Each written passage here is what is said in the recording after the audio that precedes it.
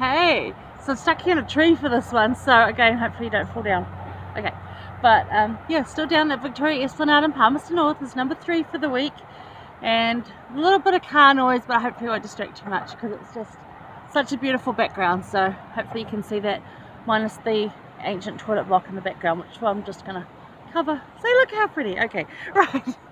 So I didn't mention last one that verse 17 of chapter 22, I've drawn a little peace sign by it. I love that because it said that this is the heritage of the servants of the Lord, and that's talking about, again, this study that we're going to do over the next 6 months of conference things, and how they talked about the promises of covenant, and it's around the covenants that we make. So this is that's verse 7. It just means so much to me, and I'm hoping that'll come up in it. I'm yet to watch those talks, as I said, because I had to drive down here Monday, which is when conference happened. So that's right, we'll get there. But we're going to move on to chapter 23. This is again Jesus talking about searching the words of Isaiah, so we can learn a lot from this about how to study scriptures, which is really good. We're going to go to chapter 1, and it says, "And now behold, I say unto you that ye ought to search these things. Yea, I give unto you that ye search these things diligently, for great are the words of Isaiah." Which you're thinking, oh, I have to study Isaiah? Oh my gosh, super hard. And actually, yeah, at the beginning, but keep at it, because I did, and I was like, okay, that was really hard, it was really tough, I got through it. I used lots of study help, so, you know, because that's the only way I'm going to get through it, because my brain just doesn't do well with that kind of stuff.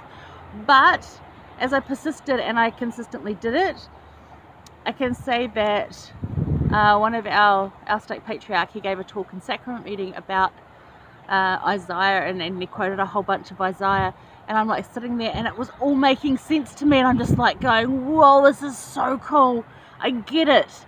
And it just starts falling into place, and it's so cool when it happens, right?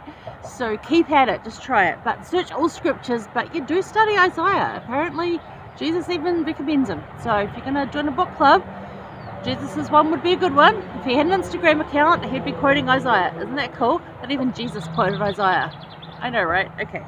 So, but the thing is, search. Now, the footnote for that is Topical Guide to Servant, and it's a really good study. So go look at that too. But I put down here, what is one way that you can more diligently search the scriptures? Because I know that we quite often read them, but are you just sort of like skimming over them? Like, are you really pulling them apart? Now, again, I reiterate, there is absolutely no hard and fast way to study the scriptures. The point is that you do it, but can you do it more diligently? Is there something that you could improve on? And maybe work on that.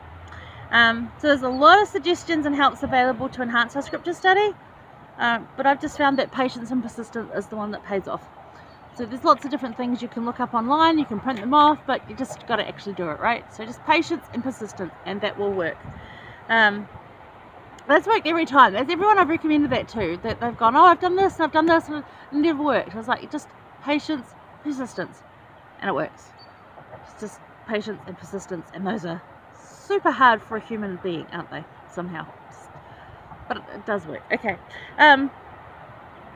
Yeah, there's many ways to search the scripture, but really the important thing is that you actually do it.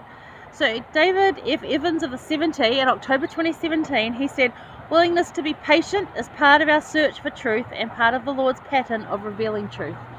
So again, if you're feeling disconnected from the Lord, searching the scriptures is going to help you get that back.